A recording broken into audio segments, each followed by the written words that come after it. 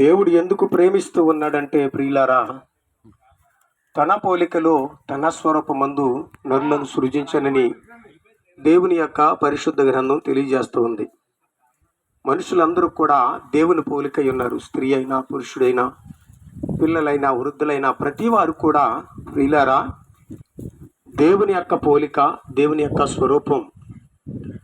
అయితే ఆ దేవుని యొక్క స్వరూపంలో ఉన్నటువంటి మనము దేవుడు చెప్పిన మాటను ధిక్కరించి దేవుని మాటను అంగీకరించకుండగా దేవుడు చేయొద్దన్నటువంటి పనిని చేసి ఆజ్ఞాతిక్రమం చేసి దేవునికి దూరమైపోయి ఆ స్వరూపమును ఆ పోలికను కోల్పోయినటువంటి మనము పాపంలో పడిపోయి పరిశుద్ధతను కోల్పోయాము.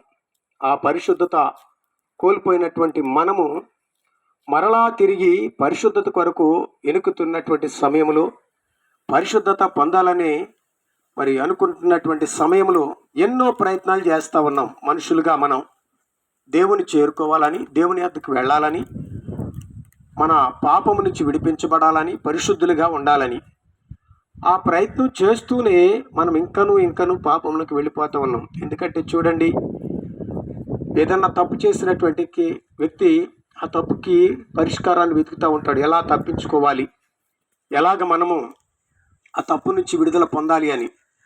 అదే విషయంలో పాపం చేసినటువంటి మనం కూడా పాపానికి పరిహారాన్ని వెతుకుచు అనేక విధాలుగా మనం ప్రయత్నం చేస్తూ ఉంటాం.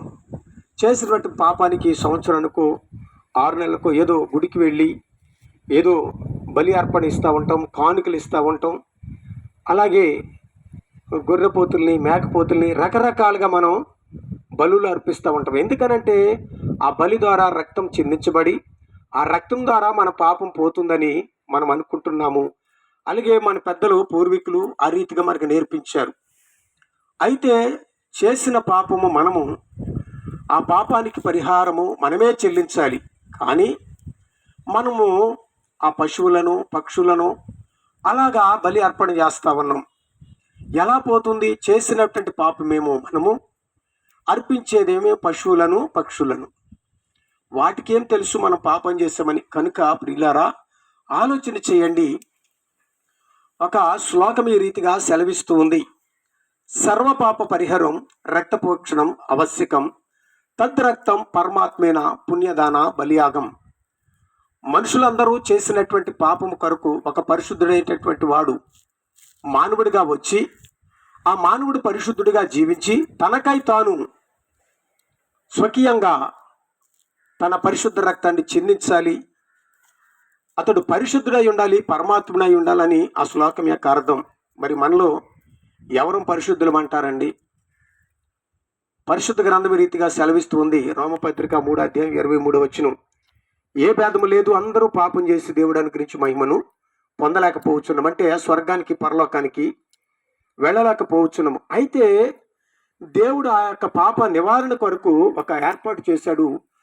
అదే ప్రభు అయిన యేసుక్రీస్తు వారిని ఈ భూమి మీదకి పంపించాడు. ఎందుకంటే దేవుడు చెప్తున్నటువంటి మాటను వినకుండా మనిషి పాపంలో పడిపోయి నశించి నరకానికి వెళ్ళిపోతూ ఉన్నటువంటి సమయంలో తండ్రి అయిన దేవుడు ఆలోచన చేసి తన సొంత కుమారుని భూమి మీదకి పంపించాడు. ఆయన పేరే ప్రభు అయిన యేసుక్రీస్తు వారు. ఆయన యందు మనం నమ్మిక ఉంచిన ఎడల నశించిపోతున్నటువంటి ప్రతి వారు కూడా రక్షింపబడతారని ఆయన సెలవిస్తున్నాడు. అందుకే పరిశుద్ధ గ్రంథం ఈ రీతిగా సెలవిస్తూ ఉంది. ఎందుకంటే అయితే దేవుడు మన ఎడల తన ప్రేమను వెల్లడిపరుచుచున్నాడు.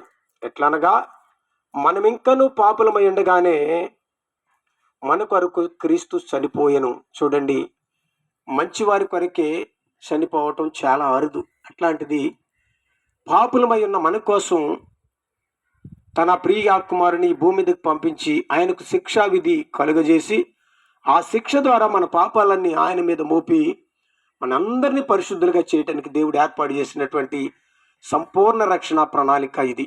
అయితే ప్రియులారా, మరి పాప నివారణ కొరకు దేవుడు ఏర్పాటు చేసినటువంటి ఈ ఏర్పాట్లు నీవు నేను ఉండాలని దేవుడు కోరుకుంటూ ఉన్నాడు. అందుకే యాలయనగా పాపం వల్ల వచ్చినటువంటి జీతము మరణము.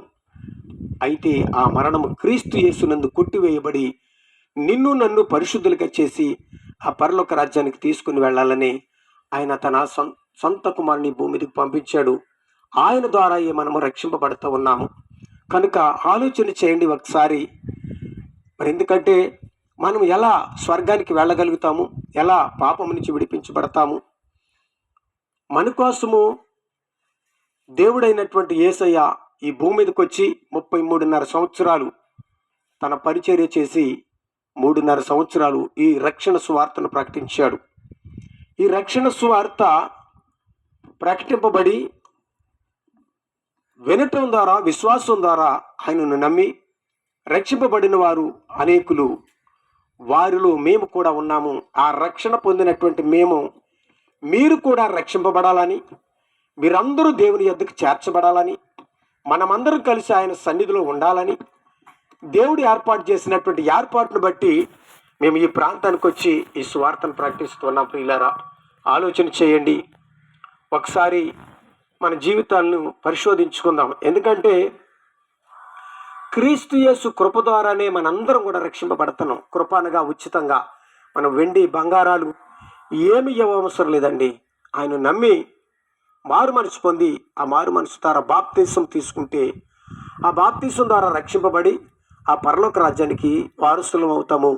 అట్టి కృప దేవుడు మీకును, మీ బిడ్డలకును, మీ కుటుంబాలకును అనుగ్రహించునుగాక.